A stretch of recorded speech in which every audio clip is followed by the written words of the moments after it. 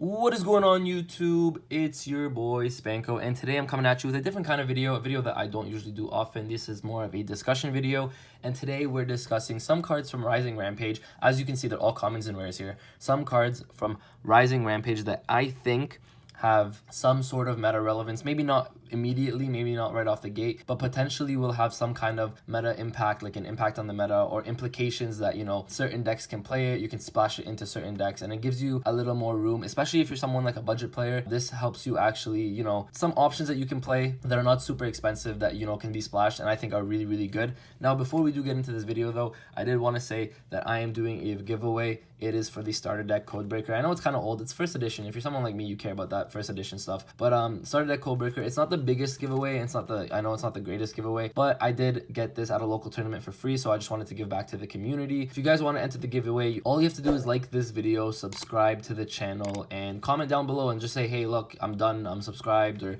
whatever you guys want to comment. It doesn't really matter, but as long as you comment down below, you're going to be entered in the giveaway as long as you comment, subscribe, and like. And then this actually isn't horrible because you do get a Link Karibo and a transcode talker in here, and then you also get like a Link Spider and a decode, and then the Pentaseg is actually pretty good in some decks. I know Dinos, I think, can play this card, so it's actually not horrible. Like, it's actually not a bad starter deck at all. So if you guys want to just add some cards to your arsenal, or if you're like a newer player, you want to pick up a card, all you have to do, like, subscribe, and comment on this video, say that you're done, you're subscribed, whatever, you entered the giveaway, and I will then message you. The giveaway announcement will be made later on this week, probably at the end of the week sometime. I'll make a video where I do a giveaway announcement, or a giveaway winner, and I'll tell you guys who that is. But now on to the video. These are some cards that I think I read through. I've been through Rising Rampage, and these cards I think have some sort of meta implications, or potentially can have some in the future. And I'm going to go through them each one by one, and I will explain why I made this choice, what I think about these cards, and why I think these guys have some kind of meta relevance. Now, before I actually do get into the video, one last thing I want to say is we just started a Discord for Spanko. If you guys want to check that out, the Discord is actually really, really nice. I made channels for where people deck build. So if you guys want to spit your ideas and be like, hey, look, I need help with this deck, or I want to try this deck, you guys can talk in that channel. We have some voice channels for you guys to communicate if you guys want. I even have a channel in there where I post all my deck profiles and lists of them, because I know you guys ask for lists. And so over there, you guys can see the lists of all my deck profiles, so you guys can check that out. The Discord link will be in the description below, so you guys can check that out. And now, without further ado, I wasted 3 minutes of your time. Let's get into this video. So the first card I want to talk about that needs, I think, the least explaining is Beat Raptor. Now this card, obviously, we've seen stun decks be able to play it now, because if you guys don't know, I will read the card out. I'll read all these cards out to you guys so you guys can see the importance of them. But you can negate the effects of all monsters in the extra monster zone, and then if this card is destroyed by battle, you can special summon one from your deck. Right? So the reason why this is really good, especially in, like, you know, control decks, you can even play this in Dino, honestly. It's not a horrible card in Dino, but the reason this isn't bad is, again, because you summon this, you equip like a Moon Mirror Shield and have like 3 or 4 set, like what is your opponent doing, right? So this card is insanely good. It stops the extra monster zone. It stops effects, really good floodgate. This is like a walking floodgate, and the thing is, even if they destroy it by battle, you'll get another one out straight from your deck, right? So that's why I think Beat Raptor is a really, really good card. I think this needs the least explaining because I feel like people have talked about this, and even though they have talked about it, I think it's still a little bit underrated of a card, because even though people have talked about it, it's just kind of one of the things where, yeah, it's like, oh, it came out early, it's like, haha, okay, Beat Raptor, cool, and then that's it. It's like disappeared. But I think this card could have potential future implications in the meta. So for the next card we're talking about is Cross Debug. Now this is a really random card. I actually think this card has some kind of like relevance and potential in the future. So one, it's a Cybers monster, and I always believe, like we had in Arc 5 in our last format, or our last Master Rule, I guess you could say, Pendulum monsters clearly became the meta, and if not, I mean, if anything, they're still the meta right now. But so what I think, honestly, is I think Cybers monsters are going to get a huge boost soon, and Cybers monsters are going to become really, really good, because obviously that's what the whole anime revolves around. Now right now it's not the greatest, but I think this card can be relevant even if Cybers don't become relevant, or if,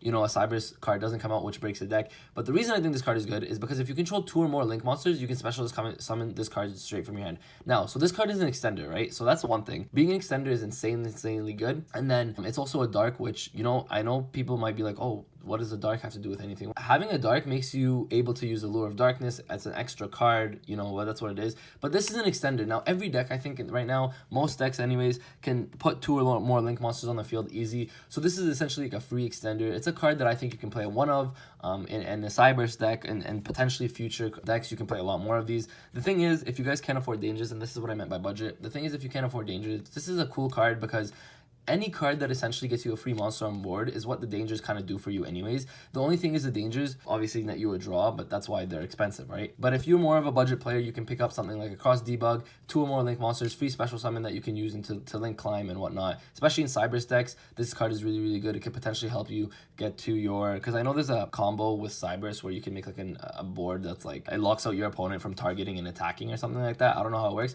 but Cyber's Debug, I think, or sorry, Cross Debug is a Cyber's monster, and I think this card potentially in the future could have a lot of like, you know, meta implications. Now, this is, I think, the most relevant card, or the most relevant, I should say, package that I'm going to talk about here, and it's the Tenyi, Vishuddha, and the Monk of the Tenyi. So why am I talking about Tenyi monsters and meta relevance? Now, I think this card, off the bat, like I think this engine is amazing. So the reason I think this card is amazing is because if you guys don't know, Tenyi Spirit Vishuddha, the dark one, specifically says that if you control no effect monsters, you can special summon this card from your hand.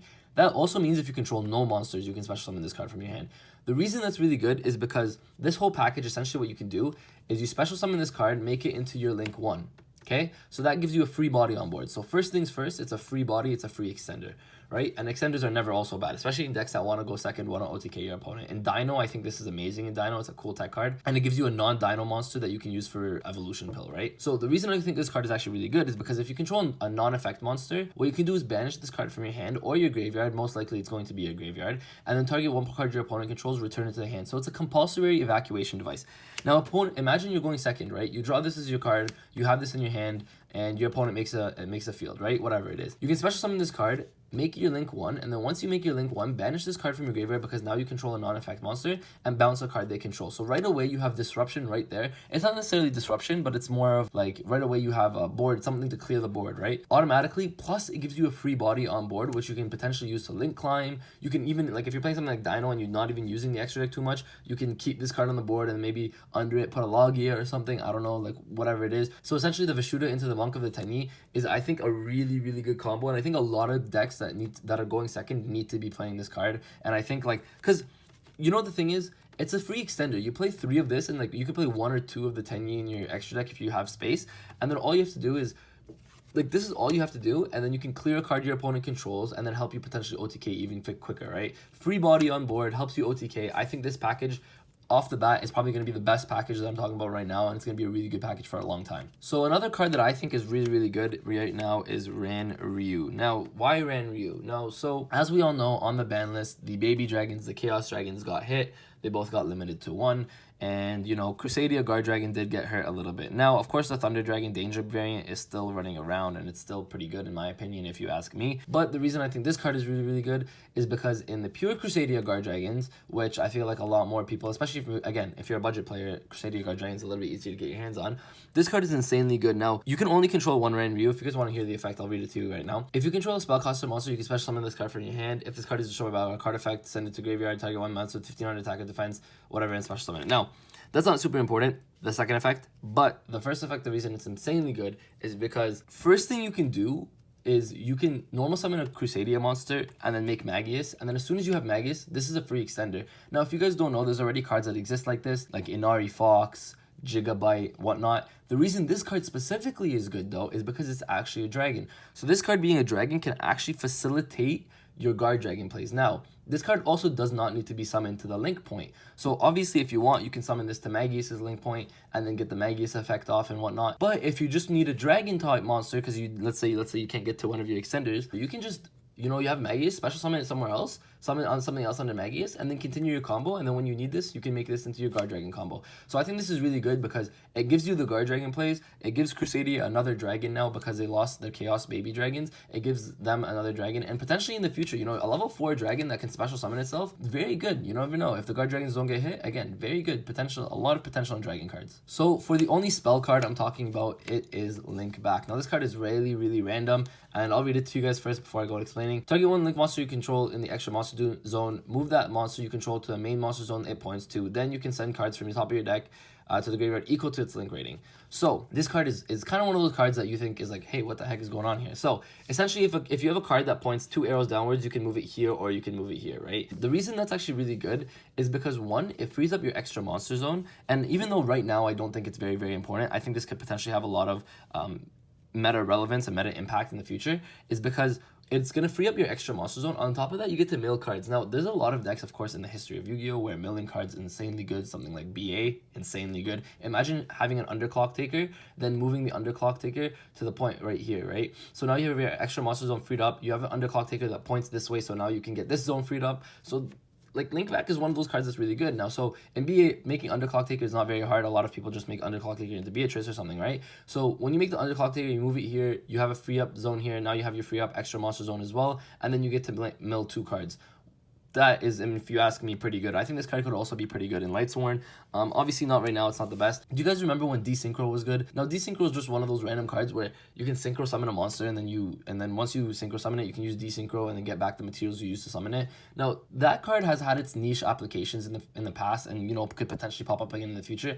I think this card is essentially something very similar to Desynchro, even though it has a different effect. It's similar in the sense that, you know, because obviously Link monsters are very prominent and very relevant, of course, in this era. You know, Linkback could be something like you can tech into a lot of decks and be like, hey, let's move my Link monster, free up my extra monster zone, mill a couple cards, get some cards in the graveyard that I need, and then potentially, you know, continue Link summoning from there. So that's why I think Linkback is a pretty good card and has a lot of potential. Now for the last card I'm talking about, it is Reversible Beetle. Now Reversible Beetle is a really, really weird card to be bringing up. It's actually a flip monster, which is kind of cool. We haven't had flip monsters in a while. So flip, you shuffle this card and any face-up monsters in its column to the deck. That's effect is kind of cool, but not the relevant one. I think the cool one is that if this card is normal or special summon, you can change this card and any monster in its column to face-down defense position. So the reason that is really, really good in my opinion is because we all know something like Thunder Dragon Colossus has been running around in the meta for a long time, and for a while, guys, Book of Eclipse was sided just to beat Colossus, you know, just to put the Colossus in defense position. This card is essentially just a 1 card out to Thunder Dragon Colossus, because all you have to do is normal summon this in the same zone that Colossus is in, and then you're going to flip them both to face down defense position. Now, the reason that's really good is because obviously it turns off the Colossus effect. Now, that's only one application, but there's potential in the future where, you know, monster floodgates become really, really good, and then essentially this card outs any monster floodgate because you'll put them face down defense position. In a lot of situations, that could be really, really, really good. It could be game changing, honestly, and then your opponent can't flip back the monster that turn. They'll have to flip it on their turn, of course. Being able to set the monster that's in the same column as it. This card, honestly, you know what's really funny? A deck like True Draco can play this card. Like, it sounds weird, but the deck like True Draco can honestly play this card. Colossus destroys True Draco. Being able to normal summon this card, flip your opponent's Colossus to face down defense position, then you can use your heritage to get an extra tribute this monster, and then, you know, be able to go off because now Colossus is face down. Now you can draw, now you can search. So True Draco can honestly abuse this card. It's just one of the decks that, you know, came off the top of my head, but essentially in the future, you know, there could be other decks that can abuse this card and then be able to out certain things. And again, this card is only really, really good in metas where, you know, there's a monster floodgate that can stop essentially all your plays. So that's it for today's video, guys. I hope you enjoyed. It's a little bit different of a video. Now, again, remember, like, comment, and subscribe to enter the giveaway. If you guys have any suggestions or any other cards from Rising Rampage that you think should have made the list, or you think any of these cards should not have made the list, let me know in the comment section below. I always like to hear you guys' feedback. Now, please, if you guys, again, enjoyed this video, like the video, subscribe to the channel. Make sure to check out the Discord. Like I said, it is in the link in the description below. And with that, guys, Spanko signing out. My hands steady, I feel ready, but my legs heavy, I don't get it. How come I haven't hit it already? Still working, I'm still learning, I'm still searching, finally earning something, finally turning something called a profit. If I hear you talking shit, don't get caught in it. I'll be popping off and hit your ass, dropping all your shit. Yeah, I promise this, I got promises, you ain't stopping this. Cross my shit.